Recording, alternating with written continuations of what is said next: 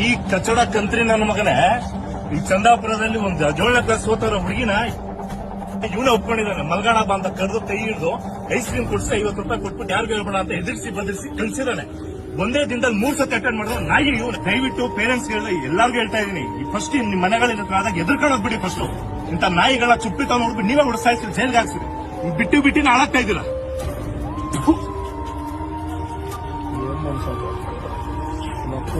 Age ಏನೋ ಎಷ್ಟು ಅನುಭವಿಸೋದು ಗೊತ್ತಾ ಹುಡುಗಿ? ಸ್ಕೂಲಕ್ಕೆ ಹೋಗಿ ಬಿಲ್ ಕೊಡ್ತಾವ ಸ್ಕೂಲ್ ಹೋಗಲ್ಲ ಅಂತ ಹೇಳಲ್ಲಪ್ಪ. ಎಂದ್ರ చేస్తున్నావు ಹೋಗ್ಬಿಟ್ಟೆ ಅప్పుడు ಕನ್ನಡದಲ್ಲಿ ಮಾತಾಡೋ. ಕನ್ನಡದಲ್ಲಿ ಮಾಡಿದ್ಯಾ?